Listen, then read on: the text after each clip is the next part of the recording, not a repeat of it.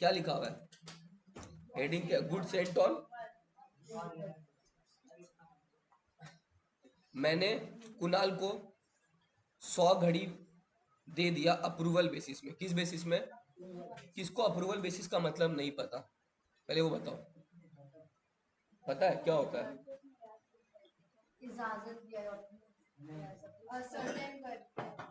सुनो, इसको बोलते हैं सेल और रिटर्न ऑन अप्रूवल बेसिस। मतलब मैं बोला, कुणाल तू 100 गाड़ी रख, तू यूज कर, 5 दिन 7 दिन देख ले। यूज मतलब अपने आगे कस्टमर को भी देख ले, उनको समझ में आता है कि नहीं।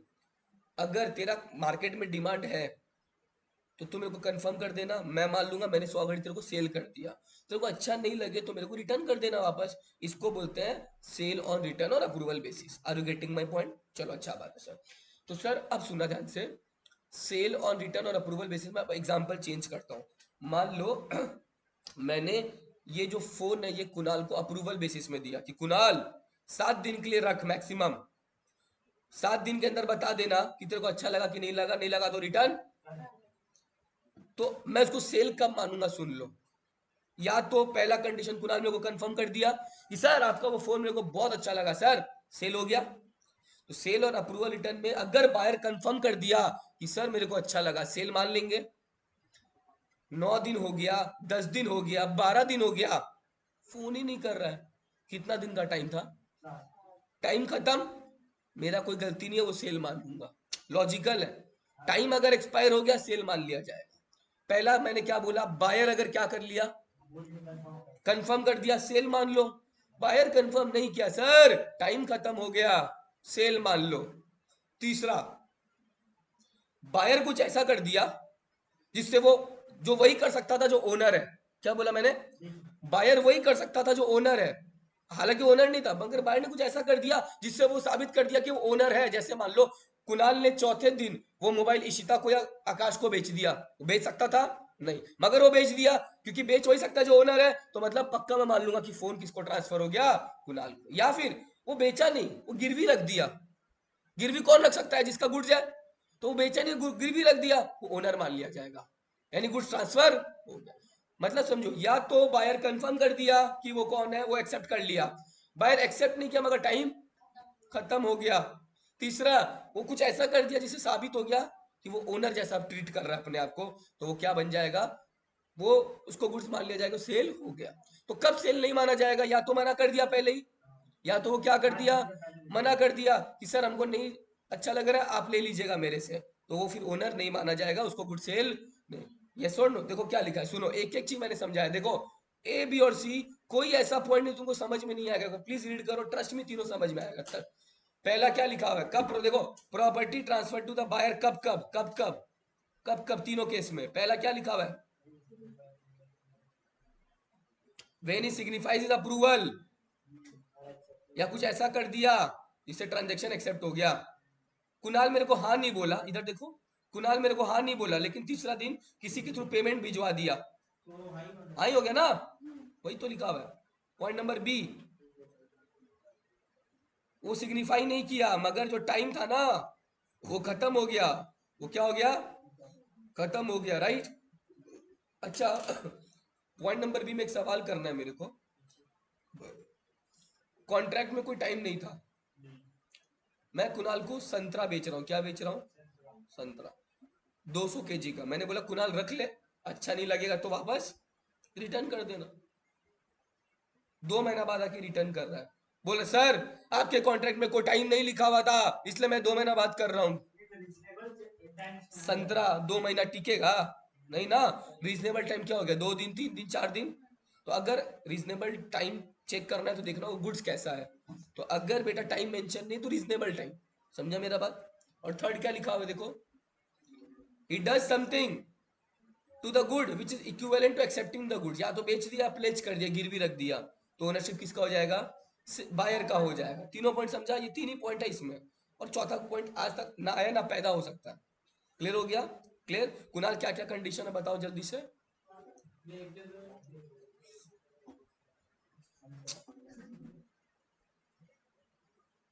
या तो एक्सेप्ट कर लिया, या कुछ ऐसा कर लिया, डज एनी ट्रांजेक्शन, प्राइस पे कर दिया, या फिर दूसरा क्या पॉइंट था, टाइम खत्म हो गया, और अगर टाइम नहीं पता तो रीजनेबल टाइम देख लेंगे। और थर्ड पॉइंट वही कर सकता है जो ओनर किया, जैसे सेल कर दिया, आगे प्लेज कर दिया, तो तुम ओनर मान लिया जाएगा, रिस्क तुमको ट्रांसफर, प्रॉपर्टी तुमको ट्रांसफर, तुम समझो। तो ये होता है गुड्स और सेल ऑन अप्रूवल बेसिस। समझा मेरा बात? क्लियर? हाँ,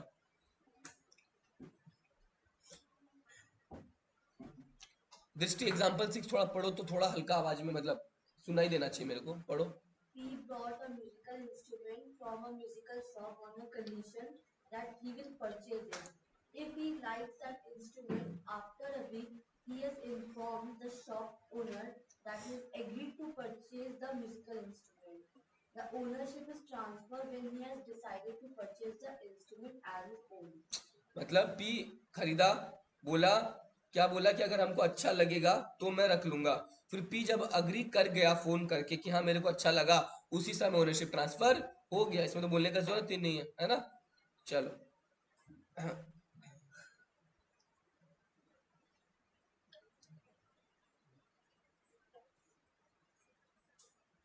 आगे पढ़े। समझ गया ना क्या करना है बुक में? देखो ध्यान से मैं क्या बोल रहा हूँ। अपने ए और बी में अर्जुन और बिपाशा का नाम लिए थे ना। Arjun delivered some jewellery to Bipasha. Arjun ने किसको ज्वेलरी डिलीवर किया? किस बेसिस पे? यानी बिपाशा को अगर अच्छा लगेगा तो रखेगी, वरना रिटर्न कर देगी। किसको रिटर्न कर देगी? अर्जुन को। बट बिपाशा क्या की, गिरवी रख दी। किसको? सी को। Are you getting my point?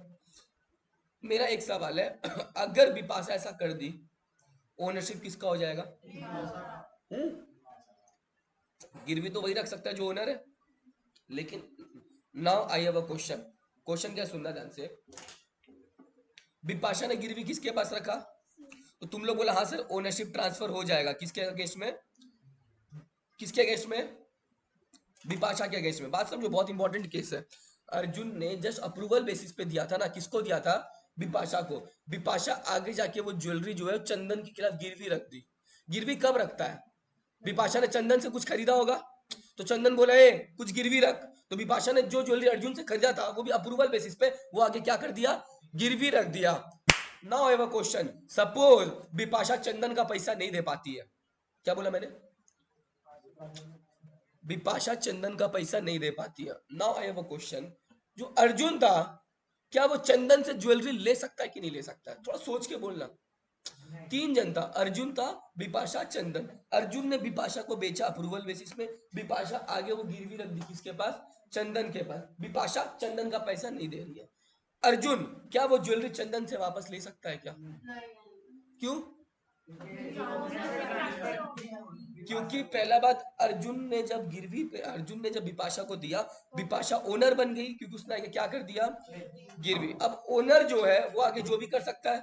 इसका मतलब सुनो ध्यान से, आगे क्या होगा? अर्जुन चंदन के पास, लेकिन अर्जुन क्या करेगा उस जगह पे, बोलो?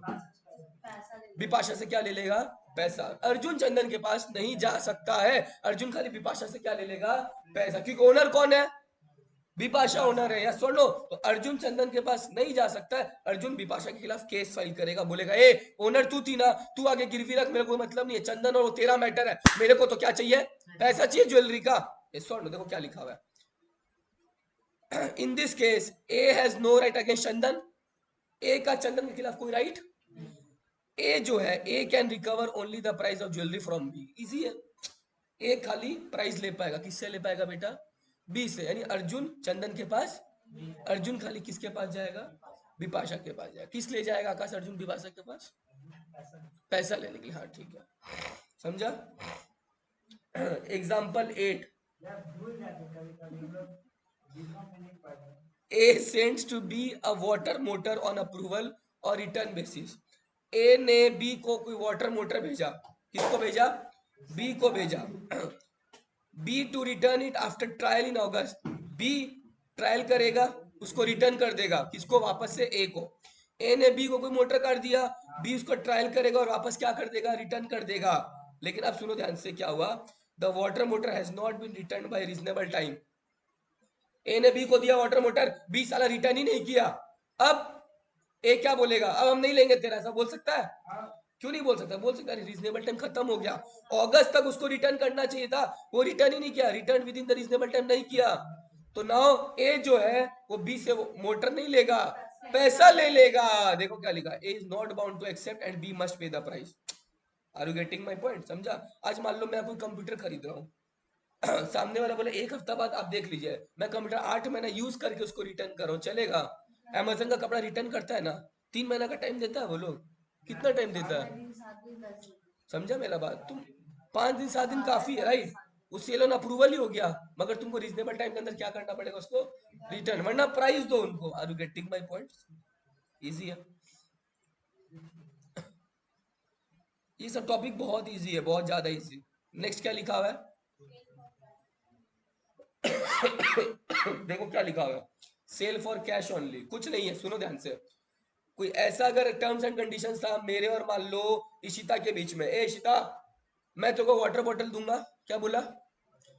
तू जब तक कैश नहीं देगी तब तक ओनरशिप में तेरा नहीं मानूंगा। बहुत इजी है। एक मिनट, मैंने वाटर बॉटल किसको दिया? जब तक कैश नहीं देगी ओनरशिप। ना वो क्वेश्चन, वो पैसा नहीं दी, मैं वो वाटर बॉटल आगे किसी को सेल कर सकता हूँ क्या? ना। हाँ, केस क्लियर है ना?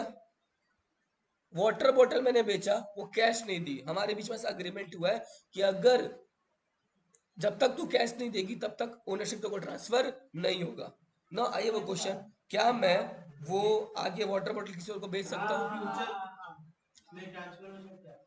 द आंसर इज हाँ। क्यों? ओनर कौन है? आगे बेच सकता हूँ, वो जब तक कैश नहीं दी ना आकाश, तब तक तो ओनर मैं ही हूँ। इजी है, तुम समझो। राइट टू सेल का पावर किसके पास है? सेलर के पास है। क्यों? क्योंकि वो कैश अभी तक नहीं दी है। Are you getting my point? तो कैश ऑन रिटर्न मतलब क्या होता है? जब तक कैश नहीं दिया ओनरशिप ट्रांसफर नहीं होगा। देखो क्या लिखा हुआ है एक बार देखो प्लीज, इसका आंसर मत देखना, ये वाला लाइन ना, ये लाइन मत देखना प्लीज, काट देना। देखो, A delivered is jewellery to B, A ने बी को ज्वेलरी डिलीवर किया on sale for cash only, मतलब समझ गया? ज्वेलरी तेरा तभी माना जाएगा कैश देगी, ठीक है? इट वॉज एक्सप्रेसली प्रोवाइडेड था कॉन्ट्रैक्ट में, ठीक है, that the jewellery shall remain as property until the price is paid. जब तक ज्वेलरी का पैसा नहीं मिलेगा, ज्वेलरी किसका रहेगा? ए का। Before the payment of price, price देने से पहले बी ने ज्वेलरी सी को गिरवी रख दिया। प्राइस देने से पहले बी ने ज्वेलरी आगे किसको गिरवी रख दिया? सी को गिरवी कर दिया। मतलब समझो, ए है, बी है, सी है। ए ने ज्वेलरी किसको बेचा? बी पैसा दिया अभी तक नहीं, लेकिन बी बिना पैसा दिए बी आगे ज्वेलरी क्या कर दिया? गिरवी रख दिया। किसको? मेरा सवाल है नाउ इन दिस केस, क्या अर्जुन चंदन से ज्वेलरी ले सकता है? हाँ ले सकता है। क्यों? कंडीशन क्या था बेटा? जब तक कैश पे नहीं होगा, ओनर तू नहीं रहेगा, तो ओनर अभी भी कौन है? अर्जुन है, और अर्जुन चंदन से वो ज्वेलरी ले सकता है। पिछले वाले केस में क्या होता? अप्रूवल बेसिस था। क्या था? और बिपाशा ने क्या किया? वो ओनर जैसा ट्रीट कर ली खुद को और आगे चंदन को गिरवी कर दी। इसमें अप्रूवल बेसिस नहीं है, कौन सा बेसिस है? कैश बेसिस है। देखो क्या लिखा हुआ है, pledge was not valid. Pledge मतलब जो गिरवी वाला ट्रांजेक्शन है वो वैलिड नहीं है। Arjun could recover the jewellery from सी।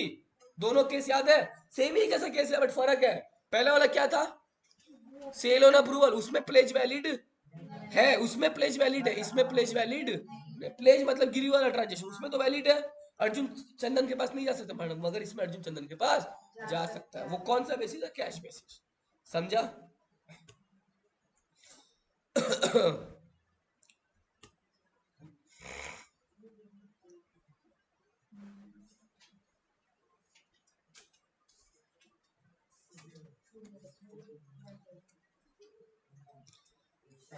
3 तो चीज घर में पढ़ोगे, सेक्शन 25, उसके बाद ये वाला पार्ट है, देखो बुक में लाइन से मिलेगा सब। व्हेन गुड्स आर शिप्ड और डिलीवर्ड मिला, सेक्शन 25 में मिलेगा।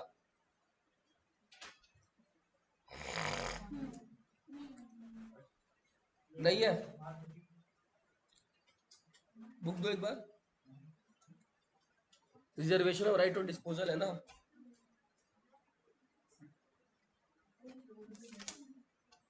बस यही वाला है। सेक्शन 25 खाली घर में पढ़ने बोला है। ये सेक्शन 25 उसी के अंदर का है सारा, ठीक है। ये देखो उसका सेकंड पैराग्राफ पढ़ोगे वही है, where the contract for sale specific है ना, सेक्शन 25 घर में पढ़ना है, ठीक है। आ जाओ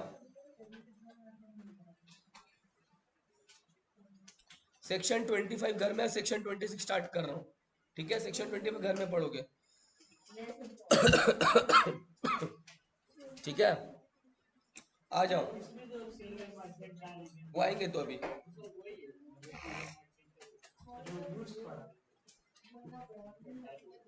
आओ, क्या हुआ, फोन आ रहा घर से, फोन नहीं उठा लो। 2 मिनट का ब्रेक। 1 मिनट का दिया, उसमें भी तो क्वेश्चन पूछने लग जाते हैं। 1 मिनट का दिया।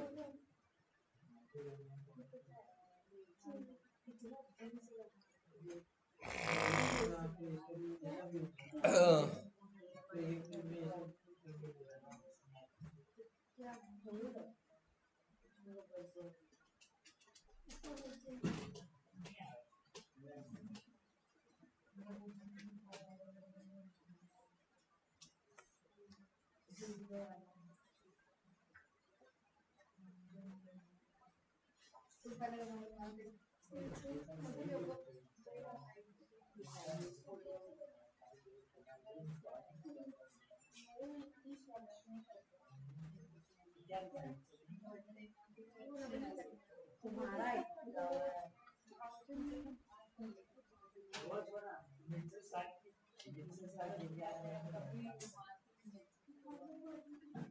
कोई जितना बड़ा पैसा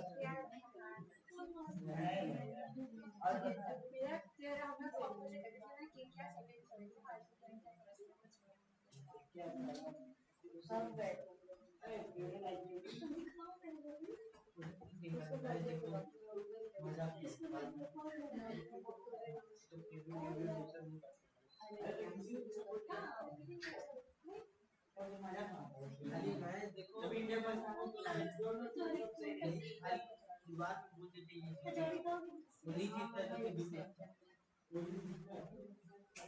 वो नहीं जीतता है कोहली नहीं जीतता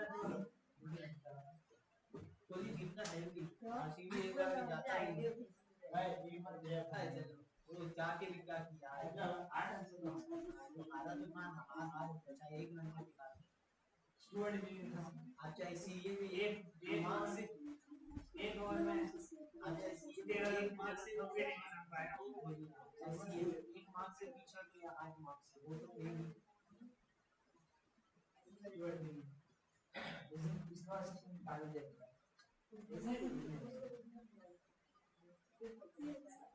मेरे को यार बॉलिंग उसको बॉलिंग लेकिन क्यूट लग रहा है, मतलब क्या लग रहा है स्पोर्ट हटाओ ये कैसे बन के जाता ऐसे कर दे हां अगर उसका जो भी है क्यूट लगता है।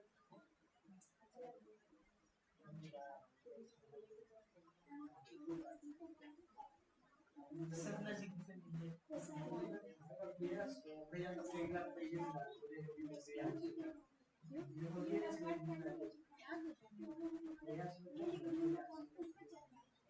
इसका देख अगला दिन बोलिए मेरे साथ ही लाइक खाना से और के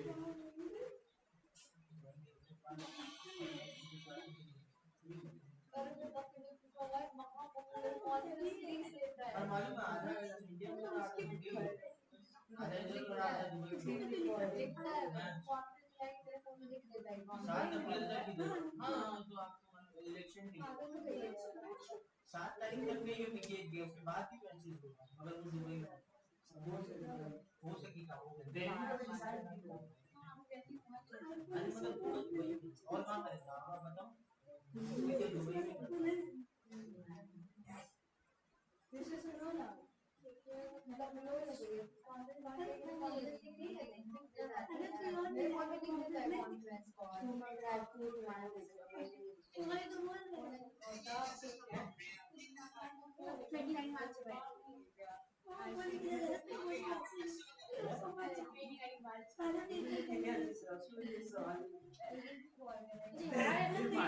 सदर मारा जितने मारा तो सिवाय नटा बैंगलोर में क्यों आया मैच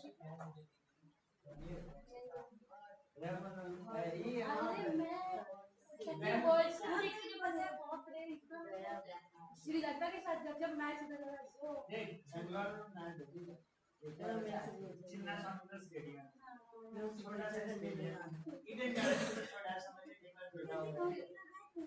मतलब 30 यार्ड खत्म हुआ आगे से 45 यार्ड में बाउंड्री मतलब 75 यार्ड का पूरा है और 12 यार्ड में कितने देखा 80 यार्ड ये ना कितना होगा तो 30 यार्ड इधर का हो गया 30 40 मतलब 75 80 यार्ड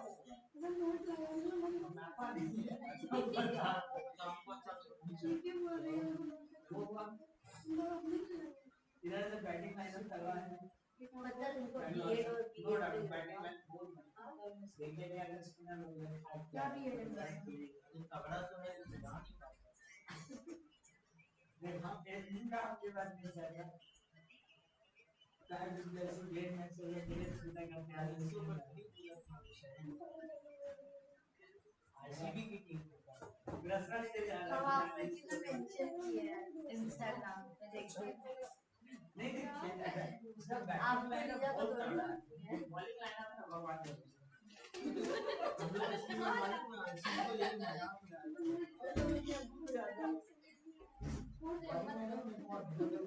अच्छा दिन के बॉल को सिराज पकड़ना खराब हो जाता है 4 ओवर का 16 ओवर को ये अच्छा बॉलर होता है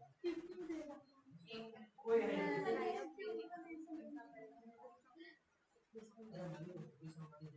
आया तो नहीं मेरे पास। आया रिफ्रेश कर हाथ में आ गया। उसको हाथ पैर जोड़ना उसको दिखाओ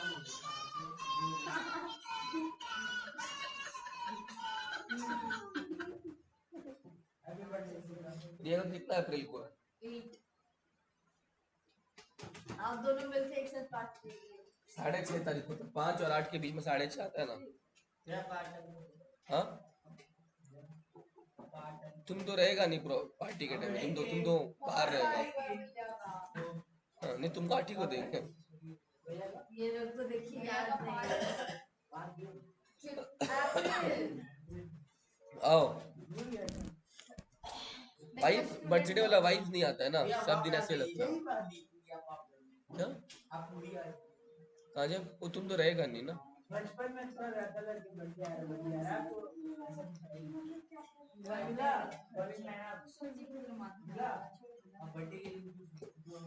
चलो मिलेगा फॉरेनर नाम के वो चोपा भाई है आओ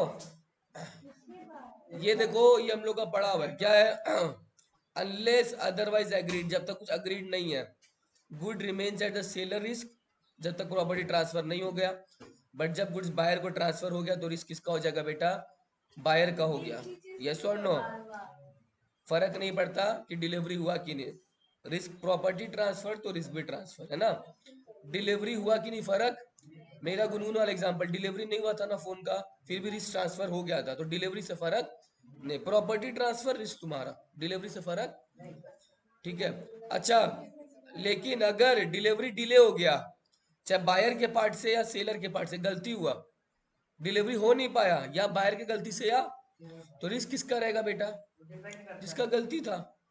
एग्जाम्पल दूं, मान लो 10 तारीख को टीवी डिलीवर होना था मेरे घर पे, 10 तारीख को फोन किया दुकानदार, बोला टीवी दे रहे आ जाए, तो हम बोले नहीं भैया 15 तारीख को दीजिए, मेरे को सडनली आउट ऑफ स्टेशन जाना पड़ा, किसका फॉल्ट है। और इस 4 दिन में कुछ होता है तो मेरा जिम्मेदारी रहेगा। तो अगर बायर का डिफॉल्ट से डिलीवरी हो नहीं पा रहा है या सेलर के पार्ट से डिलीवरी हो नहीं पा रहा तो गलती उसी का रहेगा। अब एक और एग्जांपल समझो, 10 तारीख को डिलीवरी होना था, मैंने फोन किया 10 तारीख को, बोला भैया डिलीवरी हुआ नहीं, अरे भैया क्या बोले लेबर नहीं है, कौन बोला, सेलर बोलेगा, वो डिलीवरी देगा, बोला 13 तारीख को देगा डिलीवरी, कब देगा, अब 11 तारीख को उसके गोडाउन से चोरी हो गया, किसका गलती, एकदम लॉजिकल है ना। तो अगर जिसका गलती रिस्क वही बियर करने वाला है। क्लियर हो गया। चलो अब आ जाओ, ये सेम टू सेम है, देखो क्या बोला है, रिस्क फॉलोज ओनरशिप, जिसका रिस्क उसी का, सेम टू सेम। देखो कभी भी एनालिसिस लिखा हुआ रहता है ना, उसका मतलब ये लॉ का लैंग्वेज है, किसका लैंग्वेज है, और उसी को लोग एक्सप्लेन किया है, समझा। लॉ का लैंग्वेज का एनालिसिस मतलब सिंपल भाषा में लिखा हुआ है, देखो वही लिखा हुआ है, पढ़ लो। Unless otherwise agreed, good remain at the seller until the property transfer to the buyer, but जब प्रॉपर्टी बायर को ट्रांसफर हो गया तो रिस्क बायर का रहेगा, रिस्क फॉलोज ओनरशिप, जिस पार्टी का गलती रिस्क वही बियर करने वाला है। तो एनालिसिस सेम होता है, एनालिसिस मतलब उसको एक्सप्लेन कर रहा है। ये लॉ का लैंग्वेज है बेटा और वो उसका एनालिसिस है, समझा मेरा बात। इंस्टीट्यूट का बुक अच्छे से लिखा हुआ है कि अगर आपको ये समझ में नहीं आता है तो एनालिसिस भी दिए हैं हम लोग। क्लियर हो गया, समझा, ये वही चीज उसी का एनालिसिस है, सेम टू सेम लिखा हुआ है, ठीक है। चलो क्या लिखा हो देखो, risk prima facie passes with the ownership, क्या लिखा हो देखो। अच्छा एग्जांपल समझाता हूँ, सुनो ध्यान से। इसमें जो एग्जांपल लिखा है, मान लो एक ऑक्शन हो रहा है, क्या हो रहा है, इस पेंटिंग का, ये पेंटिंग पता है ना किसका है तुम लोग को, Mona Lisa, exception to the law of supply. Mona Lisa का पेंटिंग है, किसका पेंटिंग है, सब बिड कर रहा है। आकाश बोला मैं 50 लाख दूंगा, रिया बोल रही हम 60 लाख देंगे, इशिता बोल रही 70 लाख देंगे, गुनगुन बोल रही 90 लाख देंगे इस पेंटिंग का, और दृष्टि बोल रही है 100 लाख देंगे, कुणाल बोल रहा है सर तुम लोग भागो मैं 100 करोड़ दूंगा। कितना करोड़ दूंगा, किसी का औकात नहीं है 100 करोड़ में खरीदने का, कुणाल का है। मैं ऑक्शनर हूं, मैंने क्या किया, ऑक्शन खत्म होता है ना, 3 बार स्ट्राइक किया, और क्या पता स्ट्राइक करने से गलती से ऐसा हुआ बेटा कि मोनालिसा का पेंटिंग पे वो हैमर गिर गया लास्ट में, और मोनालिसा का पेंटिंग क्या हो गया। मेरा सवाल है ऑक्शन कंप्लीट हो गया, प्रॉपर्टी किसका है बट क्या रिस्क कुणाल बियर करेगा, to be more logical, risk Kunal bear ने, आंसर में ये रिस्क कुणाल बियर नहीं करेगा। देखो क्या लिखा, पहले एग्जांपल जो बोला पहले वही देखो। A bid for an antique painting at sale by auction, after the bid when the auctioneer struck his hammer to signify acceptance of the bid he had the antique मतलब painting which gets damage, the loss will have to be borne by the seller, मैं bear करूंगा because ownership transfer नहीं होगा इस case में। देखो क्या लिखा है, the owner of good must bear the loss of damage of good unless otherwise agreed into, under section 26 the sale of goods act unless otherwise agreed good remain at the seller risk until the property is transferred। Property transfer खाली hammer ठोकने से नहीं होता है, खाली hammer ठोक देगा property transfer नहीं होगा, उसका डॉक्यूमेंट बनेगा ना बेटा कि चलो आज आपको ये प्रॉपर्टी ट्रांसफर, उसके बाद प्रॉपर्टी ट्रांसफर हो रास्ते में कुछ होता है तो वो जिम्मेदार है। तो खाली हैमर के 3 बार ठोकने से प्रॉपर्टी ट्रांसफर नहीं होता है, तो इसीलिए वो रिस्क किसका रहेगा बेटा, सेलर का रहेगा। किसका रहेगा, are you getting my point. ये लोग ना पता क्या करता है एग्जाम्पल देगा, नाम चेंज कर देगा, नाम दे देगा मान लो विवेक, और नाम दे देगा मान लो कुणाल, ऐसा ऐसा नाम दे देगा। इनके ज्यादातर एग्जाम्पल बुक से आते हैं, इसलिए मैं सारे एग्जाम्पल्स करा रहा हूँ ताकि तुमको एग्जाम्पल से याद रहे, ठीक है ना। चलो ये मैंने ऑलरेडी बता दिया। डिलीवरी अगर बायर के फॉल्ट पे गलती हुआ कौन बियर करेगा, सेलर के पार्ट पे डिफॉल्ट हुआ तो डिलीवरी जिसके कारण लेट हो रहा है वो बियर करेगा रिस्क, ये सिंपल वही लिखा है, ठीक है। ये दोनों एग्जाम्पल वही है जो हम लोग पढ़ लिए, ठीक है। जैसे क्या लिखा है देखो, ये देखो 100 बेल्स ऑफ कॉटन जाना था, बी बोला सुनिए सुनिए, हम 100 बेल मतलब मान लो 100 kg चावल लेना था, ठीक है, कुणाल को। कुणाल बोला मेरे को सर 70 kg हम आज ही ले पाएंगे, मेरे स्कूटी में और ज्यादा सामान हम नहीं लेके जा पाएंगे, बाकी 30 kg हम कल ले लेंगे। वो लिया नहीं, उससे पहले माल चोरी हो गया, डिफॉल्ट किसका है, मेरा तो नहीं है ना, मैं तो 100 kg देने के लिए राजी था, तुम क्यों नहीं लेके गया, तेरा गलती है, रिस्क किसका हो जाएगा बेटा, बायर का हो जाएगा। आई वॉज रेडी, ऐसा तो नहीं कि मेरे पास 70 kg, मेरे पास 100 kg नहीं था, मेरे पास तो 100 kg था, लिया क्यों नहीं, तेरा गलती। हाँ रियल लाइफ में तो ऐसा नहीं होता रियल लाइफ में क्यों नहीं होता पता है, क्योंकि जो ट्रांजेक्शन होते हैं ना रियल लाइफ में 10-20 रुपया के होते हैं, ये सब ट्रांजेक्शन 10-20 का तो लाखों करोड़ों का अमाउंट होता है। तो वो लोग बायर और सेलर स्ट्रिक्ट रहता है दोनों, वो तुरंत डिलीवरी ले लेता है। तो रियल लाइफ में ऐसा नहीं हो सकता, 10-20 के माल में क्या होगा, है ना। तुम सोचो तुमको कोई बिस्किट का पैकेट लेना है 30 रुपया का, कितना रुपया का, 30। अब मान लो बिस्किट का जो पैकेट हो दुकानदार से गिर गया, तुमको नया देगा ना, वो तो ऐसा नहीं बोलेगा भैया आपको याद है सेल ऑफ गुड्स एक्ट में लिखा होता ओनरशिप ट्रांसफर हो गया, उसको सेल ऑफ गुड्स एक्ट नहीं पता है और ना वहां पे लागू है, समझा मेरा बात। बट रियल लाइफ में करोड़ों के ट्रांजेक्शन होते हैं ना, गुड्स का ट्रांजेक्शन करोड़ों का होता है, तो वहां पे सब चीज लागू करना जरूरी है, वरना दोनों नेग्लिजेंट हो जाएगा ना। तब तो कुणाल जो है वो 30 kg 2 साल बाद लेगा, इसलिए सब लॉ को कड़ा कर दिया गया। Are you getting my point, कि भैया जल्दी से जल्दी माल अपना ले लो वरना हम जिम्मेदार नहीं होंगे। आप समझा क्यों लॉ बना है। चलो हाँ सर, ये मेरा फेवरेट पार्ट है चैप्टर का पूरा, दिस इज माय फेवरेट, और ये लास्ट मोटा मोटी मोटा मोटी काइंड ऑफ लास्ट पार्ट है कि उसके तो परफॉर्मेंस बहुत इजी है। एक चीज बताओ, मैं इस टीवी का ओनर नहीं हूं, मैं इस टीवी का ओनर, तो मैं क्या आगे बेच सकता हूँ किसी को? नहीं बेच सकता। रूल तो ये है, ओनर सामान नहीं, और जो ओनर नहीं हुआ के सामान नहीं बेच सकता। मान लो मैंने टीवी चोरी किया, मैं ओनर हूं? नहीं हूं ना। मैंने टीवी चोरी करके मान लो गुनगुन को सेल कर दिया। इशिता का टीवी चोरी करके किसको सेल कर दिया? पहला बात, मैं ऐसा कर नहीं सकता हूँ, यस और नो, क्योंकि ये मैं I am not the owner. और इसके बाद अगर गुनगुन भी अगर टीवी लेती है, उसका टाइटल में डिफेक्ट आएगा कि नहीं आएगा? क्योंकि माल चोरी का था। चोरी का माल क्यों अगर आके किसी को बेच रहे हो, तो जिसको मिला ना उसका टाइटल डिफेक्ट हो जाएगा। क्या हो जाएगा? डिफेक्ट। आर यू गेटिंग मैं? बट हाँ, ओनर मैं हूँ, आगे गुनगुन को बेच सकता हूँ। तो यहाँ पे एक वर्ड है बेटा, ये वर्ड रट लो। क्या लिखा हो सुनो, nemo dat quod non habet. क्या बोला मैंने? नेमोड लैटिन मैक्सिम है, nemo dat quod non habet. क्या बोला? ये बहुत इंपॉर्टेंट है बेटा, बहुत ज्यादा important. Nemo dat quod non habet, याद हुआ? Nemo dat quod non habet, इसका मतलब क्या है सुनो, जो तेरे पास नहीं तो आगे किसी को दे नहीं पाएगा। If you are not the owner, you cannot resell the goods. No one can give what he does not have himself. जिसके पास खुद का नहीं, वो आगे क्या देगा? उसके पास खुद के पास नहीं है, वो आगे क्या देगा? ये सर नो, उसको बोलते nemo dat quod non habet. देखो क्या लिखा है, देखो, seller cannot transfer to the buyer of a goods a better title than himself has। Seller के पास जो टाइटल रहेगा वही उस बायर को दे पाएगा। सेलर के पास अगर खुद के पास टाइटल नहीं है तो बायर को भी टाइटल नहीं। इसी को बोलते हैं nemo dat quod non habet. याद हो गया? Nemo dat quod non habet. No one can give what he has not got. मेरे पास चोरी का माल था, मेरे पास टाइटल था, तो आगे जब मैं दूंगा, इसका मतलब मेरे पास अगर चोरी का माल है तो मेरे पास ओनरशिप नहीं है, मेरे पास टाइटल नहीं है, तो मैं आगे ओनरशिप भी, ये जनरल रूल है। क्या है कि भैया तुम ओनर नहीं है तो आगे तुम माल भी नहीं दे सकता। लेकिन लेकिन कुछ एक्सेप्शन है। क्या बोला? तुम अगर ओनर नहीं भी है ना, तो भी अगर आगे देगा तो भी वैलिड टाइटल मिल जाएगा। क्या बोला? कुछ एक्सेप्शन है कि अगर तुम ओनर नहीं है तो भी जो तुमसे खरीद रहा है उसको वैलिड टाइटल मिल जाएगा। पहला एक्सेप्शन, मर्केंटाइल एजेंट। क्या बोला मैंने? सेमेस्टर 1 में तुम्हारा एक चैप्टर आएगा जो भी सीए फाउंडेशन से हटा दिया गया, कंसाइनमेंट। क्या उसमें क्या होता है? मेरा साड़ी का बिजनेस है। किसका बिजनेस है? मेरा कोलकाता में बिजनेस है। कहाँ है? मैं चाहता हूं मेरा बिजनेस बढ़े, तो मैंने क्या किया, सूरत सूरत हैदराबाद, बेंगलोर, पुणे, इन जगह पे ब्रांचेस खोल लिया। क्या खोल लिया? क्या मैं, तुमको लगता है मैं रोज कोलकाता सूरत जाके बेचूंगा, या रोज कोलकाता से बेंगलोर जाऊंगा? नहीं, मैं अपने एजेंट रखूंगा, एजेंट को माल भेज दूंगा ट्रांसपोर्ट से, एजेंट वहां माल आगे बेचेगा ना। एजेंट मेरे से क्या लेगा? कमीशन लेगा। एजेंट, माल मेरा ही है, प्रॉफिट मेरा ही है, एजेंट को क्या देना है मेरे को? क्या एजेंट ओनर है गुड्स का? नहीं है, लेकिन ओनर आगे माल बेच रहा है। जिसको ओनर आगे माल बेचेगा ना, तो जिसको बेचेगा, क्या वो लोग का टाइटल चोरी का हो जाएगा? डिफेक्ट का हो जाएगा? वैलिड टाइटल रहेगा ना। तो एजेंट ओनर नहीं है, मगर फिर भी वो आगे बेच रहा है, ही विल, जो आगे खरीद रहे हैं उनको वैलिड टाइटल मिल जाएगा। ये पहला एक्सेप्शन हुआ। क्या लिखा देखो, सेल बाय मर्केंटाइल एजेंट, ये वाला पार्ट है ना।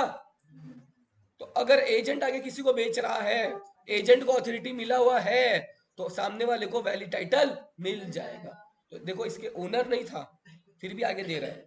एक्सेप्शन डायरेक्ट पूछे जाते हैं। क्या? डायरेक्ट क्वेश्चन कि बताओ कौन कौन से एक्सेप्शन है जिसमें ओनर नहीं होने के बावजूद भी वैलिड टाइटल मिल जाएगा। ये क्वेश्चन डायरेक्ट आता है एग्जाम में, ध्यान रखना। पहला क्या समझा? सेल बाई, जो बोला पूरा वही लिखा है कि अपना उसके पास सारा डॉक्यूमेंट है, गुड्स है, ऑर्डिनरी कोर्स ऑफ बिजनेस में एक्ट करता है वो। अब एक चीज समझो, यहाँ पे एक वर्ड है ऑर्डिनरी कोर्स ऑफ बिजनेस। क्या बोला मैंने? इसका मतलब समझा देता हूँ तुम लोग को। मेरा साड़ी का बिजनेस था, कुणाल को साड़ी देता हूँ, कुणाल आगे क्या करता है? बेचता है। Very good sir. कुणाल पता है क्या करता है? सूरत में कुछ साड़ी चोरी भी कर लेता कोई दुकान से, और वो चोरी किया हुआ साड़ी भी बेचता है वहां पे। तो जो चोरी किया हुआ साड़ी है उसका ऑर्डिनरी कोर्स ऑफ बिजनेस है। ऑर्डिनरी कोर्स ऑफ बिजनेस क्या है? जो मैं उसको बेच रहा हूँ और वो जो आगे बेच रहा है। चोरी किया हुआ माल अगर किसी को बेचेगा तो जिनको बेचा उनको वैलिड टाइटल मिलेगा? नहीं मिलेगा। वैलिड टाइटल किस पे मिलेगा? जो गुड्स मेरे थ्रू गए हैं किसके पास? कुणाल के पास। तो गुड्स ऑर्डिनरी कोर्स में होना चाहिए। तुम्हारा कोई पर्सनल गुड्स है जिसका वैलिड टाइटल नहीं है, उसमें आगे बायर को वैलिड टाइटल नहीं मिले, उसको बोलते हैं ऑर्डिनरी कोर्स। लॉजिकल है ना? चलो, तो यही चीज लिखा। उसके बाद दूसरा क्या लिखा हुआ है? Sale by one of the joint owner. क्या बोला मैंने? Sale by one of the joint owner. देखो क्या लिखा सुनो, मान लो 3 आदमी था, कौन कौन आदमी? राम, लक्ष्मण और सीता। कौन कौन है? राम, लक्ष्मण और सीता का ना बेटा क्या चीज का बिजनेस है? मान लो इनका बिजनेस है बेटा गारमेंट्स का। किसका बिजनेस है? ये लोग सब ज्वाइंट ओनर है। कौन है?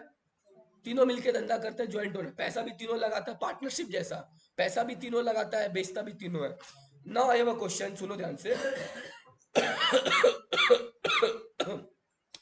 राम जो है आगे सामान गारमेंट्स बेच दिया, मान लो भरत को। किसको बेच दिया? भगत नहीं, भरत को। सीता और लक्ष्मण को पता नहीं है।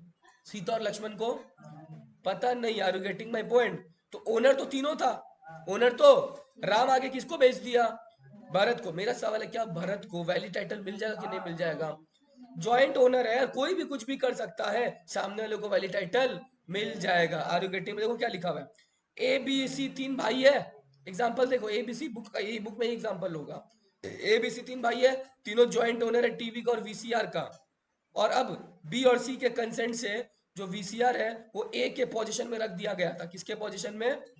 ए sell the TV to P. A किसको बेच दिया? टीवी को पी को। तो मेरा सवाल है क्या पी को वैली टाइटल मिल जाएगा? द आंसर इज हाँ, मिल जाएगा। P gets a valid title to P. समझा?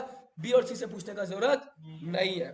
तो ज्वाइंट ओनर किसी को भी समान वैली टाइटल मिल जाएगा। मर्केंटाइल एजेंट जब बेचेगा तब वैली टाइटल मिल जाएगा। मर्केंटाइल एजेंट भी जब बेचेगा, पोजीशन मतलब होता है गुड्स मेरे पास रखा हुआ है, फिजिकली मेरे पास है। तो भले ही गुड्स ए के पास फिजिकली था, बट बी और सी को अगर पूछ के या बिना पूछे भी बेचता है ना, वैलिड टाइटल मिल जाए। समझा मेरा बात? नेक्स्ट क्या लिखा हुआ है? Sale by a person in position under voidable contract. कौन सा कॉन्ट्रैक्ट? Voidable contract. समझा मेरा बात? इधर आओ। पहले मैं वॉइडेबल का मतलब समझा रहा हूँ। किसका मतलब समझा रहा हूँ? वॉइडेबल का। इधर देखो, इमेजिन करो बंदूक है। क्या है? मैंने बंदूक इसे कनपट्टी में लगाई, ए तेरा अंगूठी दे दे मेरे को। ये क्या करेगी? खुद से सोचो। देना पड़ेगा, जान से प्यारा कुछ है। मैंने इसे अंगूठी लिया और वो अंगूठी मैंने आगे मान लो रिया को बेच दिया। क्या बोला मैंने? ये जो बंदूक मैंने इसके रखा, ये डर के मारे बेचारी अंगूठी दे देगी तो, लेकिन ये आगे क्या कर सकती है समझो। ये आगे मेरे खिलाफ केस फाइल कर सकती है ना। अगर ये केस फाइल करती है तो ये अंगूठी वापस मेरे से ले लेगी। लेकिन इसको लगता है अरे अगर हम केस फाइल किए और पता चला अगले दिन सर मेरे को सही में उड़ा दिए तो केस फाइल नहीं भी कर सकती है। इसका मर्जी पर। इसको लगता है मेरा सोर्स बहुत है, केस फाइल नहीं करेगी। इसको लगता है नहीं यार मेरे को केस फाइल करना चाहिए, अंगूठी मेरे को मेरे प्रिय से मिला है तो मैं अंगूठी के लिए कुछ भी कर सकती हूँ, मेरी जान भी अंगूठी से ज्यादा प्यारी है। यस और no? Are you getting my point? तो सर ये कॉन्ट्रैक्ट को चाहे तो अवॉइड कर भी सकते हैं, चाहे तो अवॉइड। इन कॉन्ट्रैक्ट को वॉइडेबल कॉन्ट्रैक्ट बोलते हैं। क्या बोलते हैं? जिसको आप चाहो तो अवॉइड कर सकते हो, जिसको चाहो तो वैलिड भी कर सकते हो। Are you getting my point? अगर वो कुछ नहीं की, वैलिड हो गया, अंगूठी मेरा हो गया। अगर वो कोर्ट में जाती है, कॉन्ट्रैक्ट वॉइड हो गया। वॉइड मतलब अंगूठी मेरे को वापस इसको देना पड़ेगा। इन कॉन्ट्रैक्ट को वॉइडेबल कॉन्ट्रैक्ट बोलते हैं, जिसको अवॉइड चाहो तो किया जा सकता है। अब सुनना ध्यान से, मैंने बंदूक दिखा के इससे क्या ले लिया? अंगूठी लिया। और अंगूठी मैंने मान लो रिया को बेच दिया। किसको बेच दिया? Now I have a question, ध्यान से सुनना। क्या मैं अंगूठी का ओनर था? ओनर कौन था? लेकिन मैंने उससे डरा के धमका के वो अंगूठी किसको बेच दिया? लॉ में क्या लिखा है सुन लो। लॉ में लिखा है बेटा, Riya will get a valid title. Riya का टाइटल तो चोरी का नहीं ना माना जाएगा, क्योंकि उस बेचारी को थोड़ी पता था कि मैंने इस पे बंदूक रख के डरा के धमका के अंगूठी लिया। नहीं, Riya will get a valid title. पहला चीज, Riya is not liable to return the ring. Riya ring return करे ना करे जरूरी, लेकिन आगे वो चाहे तो मेरे खिलाफ केस फाइल कर सकते हो। मतलब समझो, I am not the owner but still she got a better title. हम लोग यही तो पढ़ रहे ना, ओनर नहीं होने के बाद भी बेटर टाइटल मिल जा रहा है। एजेंट में मिला, ज्वाइंट ओनर में मिला, और वॉइडेबल अगर कॉन्ट्रैक्ट है, डरा के धमका के तुम किसी का कुछ चोरी कर लिया या हड़प लिया और आगे किसी को बेच दिया, she will get a valid title. Now वो अंगूठी तो रिकवर नहीं कर पाएगी उससे, मगर मेरे से अंगूठी का पैसा ले पाएगी। अंगूठी उसी का रहेगा। एग्जाम ऐसा क्वेश्चन देगा कि क्या जो गुनगुन है वो रिया से अंगूठी ले पाएगी? द आंसर इज नो, वो रिया से अंगूठी नहीं ले पाएगी। रिया को वैली टाइटल मिला, हाँ मेरे खिलाफ केस फाइल कर सकती है। देखो एक वहीं खड़े हैं, देखो क्या लिखा, पढ़ो।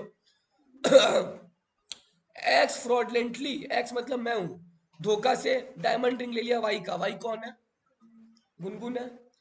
This contract is voidable at option of Y, वो चाहे तो इसको वॉइडेबल कर सकती है, but before the contract terminate हुआ, मैंने जेड को रिंग बेच दिया। जेड कौन है? रिया। एन इनोसेंट परचेजर, भोली भाली प्यारी मासूम सी, जिसको कुछ पता भी नहीं है। इनोसेंट बहुत इंपॉर्टेंट है, अगर उसको पता होता ना गलती उसका है, समझा, वो रिंग ले सकती है उससे अगर उसको पता नहीं था तो, बट उसको पता। Z get a good title, Z कौन है? Riya. And Y cannot recover the ring from Z, तुम रिया से उठी, even though contract is subsequently set aside, भले ही कॉन्ट्रैक्ट सेटल, वो अगर मेरे खिलाफ केस फाइल करे फर्क नहीं पड़ता है, बस ये रिया से उठी, हाँ चाहे तो मेरे खिलाफ क्या करेगी, केस फाइल कर। समझा मेरा बात? ऊपर में वही चीज लिखा है देखो। अब buyer would acquire a good title, buyer कौन है बेटा? बायर कौन है? रिया। उसको टाइटल अच्छा मिलेगा ना खराब मिलेगा? अच्छा मिलेगा। But which has been sold by seller, मैं सेलर था जिसने डरा के धमका के कोर्शन किया, डराना, कोर्शन मतलब डराना धमकाना, फ्रॉड करके अंगूठी लिया था, यस और नो, तो कॉन्ट्रैक्ट जो है वो वैलिड माना जाएगा। Riya will get a good title. Coercion मतलब होता है डराना धमकाना, फ्रॉड मतलब होता है धोखा। तो अगर मैं डरा के धमका के या धोखा से इससे अंगूठी ले लूं और आगे किसी को बेच दूं, वो कॉन्ट्रैक्ट में रिया का टाइटल क्या होगा बेटा? बेटर टाइटल होगा। Are you getting my point? कोई जरूरी नहीं कि मैं उसको डराऊं धमकाऊं, मैं बोले सुन ना, ये तेरा अंगूठी है ना, तो इसका दाम कितना है? कितना है? मैं दाम बोलो 20, बाप रे औकात बढ़ गया। इसका दाम बोल रही है 20 है, मैं सुन ना अंगूठी दे, मैं तो कल 40,000 दे दूंगा। कितना दे दूंगा? 40,000 दे दूंगा। ये मैं भरोसा कर ली, मेरे को अंगूठी दे दी, मैंने इसको 40,000 दिया ही नहीं, फ्रॉड हुआ ना। अगर मैं आगे रिया को बेच दूं, उसको तो पता ही नहीं है, she will get a better title. तो फ्रॉड हो, धोखा हो, डराना धमकाना हो, जो बायर है उसको वैली टाइटल मिल जाएगा। समझा मेरा बात? ध्यान रखना, याद रहेगा। जाओ।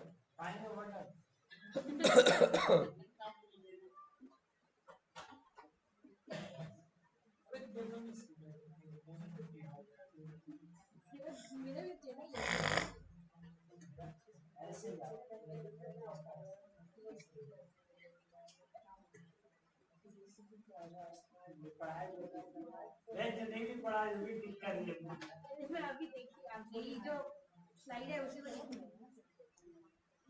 5 मिनट बाद चला जाना, 6 पॉइंट है, 5 बस 5 मिनट बाद चला जाना, सुन लो।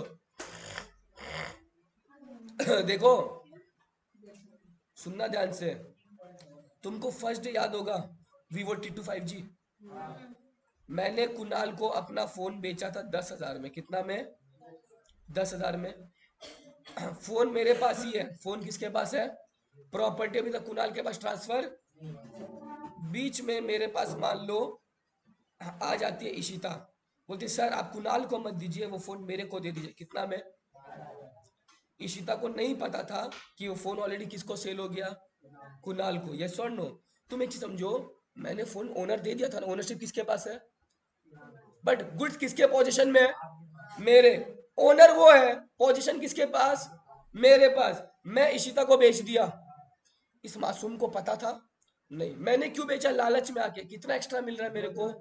द सवाल इज, क्या इशिता को बेटर टाइटल मिलेगा या उसको कुणाल को रिटर्न करना पड़ेगा phone? The answer is Ishita will get a better title. क्या बोला मैंने? Ishita will get a better title now. Kunal लेकिन क्या मेरे को डैमेज के लिए क्लेम कर सकता है? कुणाल डैमेज के लिए क्लेम कर सकता है। तो देखो क्या लिखा है, से देखो इसका लैंग्वेज पढ़ो, मेरे एग्जांपल याद रखना। Sale by one who has already sold the goods, मैंने ऑलरेडी गुड्स बेच दिया। किसको? पहले किसको बेचा और फिर मैंने उसको वापस बेच दिया। किसको? इस लाइन का ये मतलब हुआ, sale by one who had already sold the goods, already मतलब किसको बेच दिया था? बट पोजीशन मेरे पास ही था, बट कंटिन्यूस द पोजीशन दे रहा हूं, पोजीशन मेरे पास था, मैंने गुड्स ऑलरेडी बेच दिया। किसको? कुणाल को, बट फिर मैं वापस सेल बाय वन कर रहा हूं, वापस बेच रहा हूं। किसको बेच रहा हूं?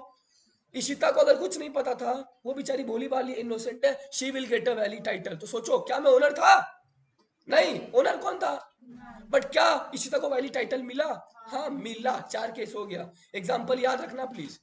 4, पहला एजेंट किसी को भी बेच सकता है, ज्वाइंट ओनर बेच सकता है, कोर्शन डरा के धमका के she will get a valid title. और अगर पोजीशन आपके पास है बट आप गुड्स किसी को बेच चुके हो, तो अगर आप वापस से किसी और को बेच देते हो, जिसको बेचा गया उसको वैली टाइटल, बट सामने लगा कोई नुकसान हुआ वो भरपाई करना पड़ेगा। यस और नो? चारों पॉइंट याद एकदम अच्छे से याद होना चाहिए। ठीक है सर। 5th पॉइंट क्या है सर? 6 पॉइंट है टोटल। हाँ 7 है, 8 तो बेकार पॉइंट है।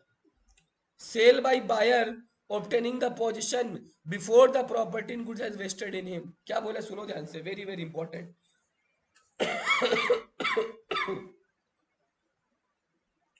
पहले एग्जांपल पढ़ो, इसका एग्जांपल पढ़ो, क्या है सुनो। ए मतलब कौन हो गया अपना अमन। अमन गाड़ी लिया, किससे लिया बेटा पता है ना, बी कौन है, अमन बिपाशा से गाड़ी लिया। सेलर कौन है,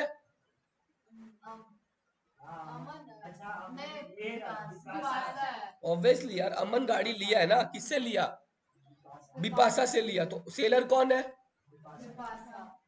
बायर कौन है, कौन किसको पैसा देगा, चलो बढ़िया बात है। That Aman would pay monthly instalment of 5,000 as hire charges. हर महीना का हायर चार्ज कितना देगा, अमन देगा, लेकिन with an option to purchase it. लेकिन अगर वो खरीदना चाहे तो खरीद भी सकता है 1,00,000 रुपया देके 24 इंस्टॉलमेंट में। ऑप्शन था, या तो तुम हायर चार्ज देते रहो 5,000 करके, और नहीं तो 24 इंस्टॉलमेंट में 1,00,000 देके 24 लाख रुपया देके गाड़ी खरीद लो।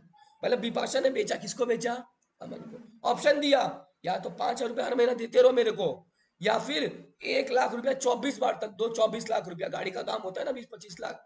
ये कंडीशन रखा, किसने रखा बेटा, आगे। After the payment of you installment, कुछ इंस्टॉलमेंट दिया होगा, कौन दिया होगा, Aman. Aman sold the car to C, Aman गाड़ी किसको बेच दिया, सी को बेच दिया। Are you getting my point. Now क्या लिखा है देखो, B can recover the car from C, B गाड़ी रिकवर कर सकता है। बी कौन है बेटा, Bipasha. Since A had neither bought the car nor agreed to buy the car, he had only option to buy the car. मतलब समझो क्या हुआ, इस केस में क्या जो सी है उसको वैलिड टाइटल मिल रहा है क्या, नहीं मिल रहा है। कहाँ मिल रहा है, अमन जो है बेटा वो आगे अगर किसी को बेच देता है सी को, किसको बेच दिया, क्या अमन गाड़ी खरीद लिया था, नहीं खरीदा था। अमन को तो ऑप्शन मिला था कि वो क्या खरीद ले बेटा, गाड़ी। बट अमन बायर था, बायर तो ओनर था, नहीं ओनर नहीं था अमन, ये छोड़। लेकिन प्रॉपर्टी किसके पास था बेटा, अमन के पास ही था। अमन के पास प्रॉपर्टी है, ओनरशिप ट्रांसफर हुआ, ये तो हायर परचेज हो गया ना।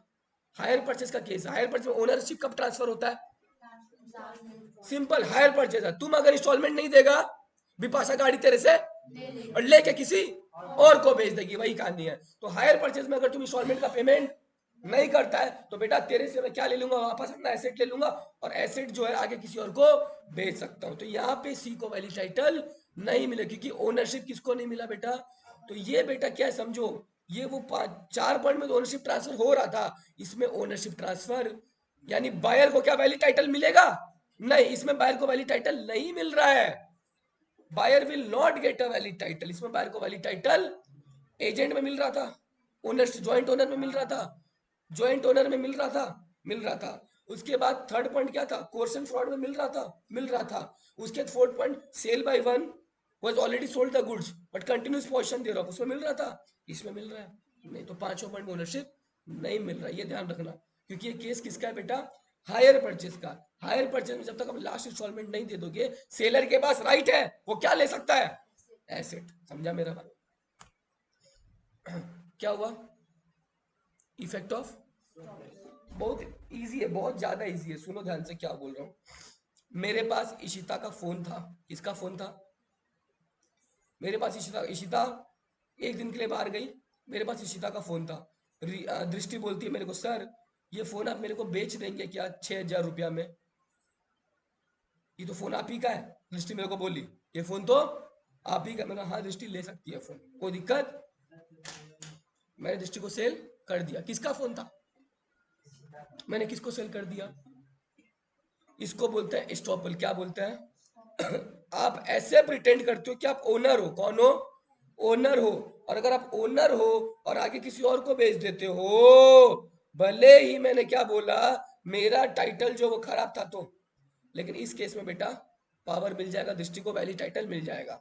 बट इशिता क्या करेगी आगे बोलो तो मेरे को मेरे खिलाफ केस फाइल कर देगी। इसको बोलते हैं स्टॉपल। क्या बोलते हैं, स्टॉपल में आप क्या करते हो बेटा, देखो, A said to be a buyer in the presence of C that A is the owner of the horse.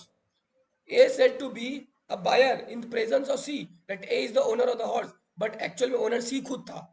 ए ने सी के सामने बी को बोला इस घोड़े का मालिक कौन हूं, मैं हूं, लेकिन सी चुप रहा, सी कुछ बोला नहीं। सी चाहता तो बोल सकता था कि ए झूठ बोल रहा है, ओनर मैं हूं, ए नहीं है। तो भैया जो खरीदा है ना मिस्टर बी, उसको वैलिड टाइटल, इसको बोलते हैं स्टॉपल। देखो क्या लिखा है, here the buyer B will get a valid title to the horse even the seller है ए एंड। मेरे पास टाइटल था नहीं था, टाइटल किसके पास था बेटा, सी के पास था, लेकिन फिर भी बी को वैलिड टाइटल मिल जाए। सी चाहता तो रोक सकता था, ए ये झूठ बोल रहा है, ये झूठ बोल रहा है, घोड़ा उसका नहीं है, घोड़ा किसका है, लेकिन नहीं, वो नहीं बोला।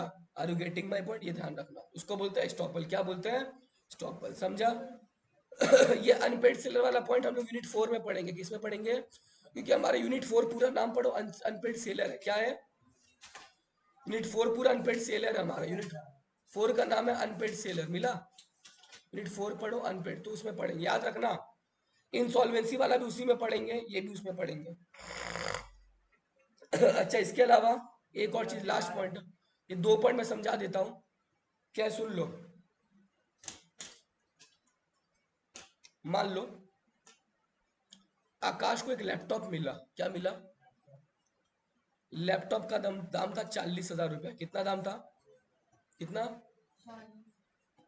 पता नहीं लैपटॉप किसका है, खो गया, वो रख लिया अपने पास। क्या बोला मैंने, आकाश का जिम्मेदारी क्या बनता है, पहले बताओ तो, आकाश का जिम्मेदारी क्या बनता है, जिसका उसको दे देना चाहिए, वो नहीं दिया। लेकिन अब आकाश उस लैपटॉप में 2/3 खर्चा कर दिया, उसका रिपेयरिंग कराया, इंस्टॉलेशन कराया, सॉफ्टवेयर डाउनलोड किया, मतलब 40,000 का लैपटॉप में वो लगभग 20,000, 2/3 लॉ में लिखा हुआ है, मैं अपने मन से नहीं ले रहा हूँ। अगर कोई फाइंडर ऑफ गुड जो है, अगर कोई फाइंडर ऑफ गुड जो है वो उस गुड्स पे 2/3 या उससे ज्यादा खर्चा कर देता है, आज से गुड्स उसका हो गया। क्या बोला मैंने, वापस बोलो, अगर कोई फाइंडर ऑफ गुड्स है और वो गुड्स पे कितना खर्चा कर दिया, 2/3 या उससे ज्यादा, आज से गुड्स किसका हो गया, उस फाइंडर का हो गया। और अगर फाइंडर का हो गया, वो अगर आगे किसी को बेचेगा उसको वैलिड टाइटल मिल जाएगा। 2/3 इज वेरी इंपॉर्टेंट, 2/3 से कम खर्चा नहीं। तुम लोग कहीं ना कहीं पढ़ा होगा ये चीज 2/3, नहीं तो लिख लेना उसको, कि अगर कोई फाइंडर ऑफ गुड्स अगर 2/3 का खर्चा कर देता है, इसका मतलब वो बहुत ज्यादा खर्चा कर दिया, आगे से गुड्स किसका हो जाएगा, उस फाइंडर का हो जाएगा, और फाइंडर को वैलिड टाइटल मिल जाएगा, और आगे किसी को बेचेगा तो फिर उसको वैलिड टाइटल मिलेगा। क्लियर। मेरा कंपनी है बदमाश कंपनी करके, कौन सा कंपनी, वो कंपनी बेटा बंद हो रहा है, हम लोग के पास पैसा नहीं है, वो कंपनी क्या हो रहा है, बंद, हम लोग के पास पैसा नहीं है। अब अगर कंपनी बंद हो रहा है, तुमको पता है ना, लिक्विडेटर लोग हायर होता है, कौन होता है, उनका काम होता है कंपनी का एसेट्स बेचता है वो लोग, और एसेट बेच के बाहर वाले को पैसा। क्या लिक्विडेटर ओनर था, लिक्विडेटर कौन था बेटा, जो कंपनी बंद हुआ और उसका एसेट्स को बेच रहा है ताकि कंपनी का बाहर वाले को कर्जा।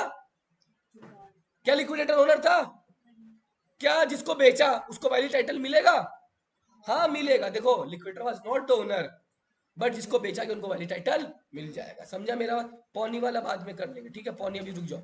तो देखो मैंने 6-7 पॉइंट पढ़ा है। पहला, एजेंट चल जाएगा, ज्वाइंट ओनर चल जाएगा, फ्रॉड कोर्शन में चल जाएगा, वैलिड टाइटल मिल जाएगा।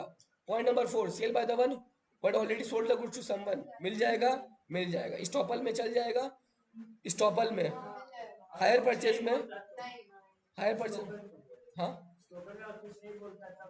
चल जाएगा, हाँ बोला तो नहीं चलेगा, हायर परचेज में नहीं चलेगा, ये और नो। लिक्विडेटर का चल जाएगा, ये और नो। और फाइंडर ऑफ गुड्स का चल तो जाएगा, मगर 2/3 खर्चा करना पड़ेगा, तब जाके फाइंडर ऑफ गुड्स चल जाएगा। Are you getting my point, clear. यहाँ से नेक्स्ट डे करेंगे, यहाँ से देखो परफॉर्मेंस होगा, देखो कितना पेज है वो बुक में, ठीक है, इसको नेक्स्ट डे करेंगे, हाँ? चलो, इंपोर्ट एक्सपोर्ट में 11th क्लास में पॉइंट था ना, उसको क्रेडिट वर्दिनेस सर को उस पॉइंट का नाम लेटर ऑफ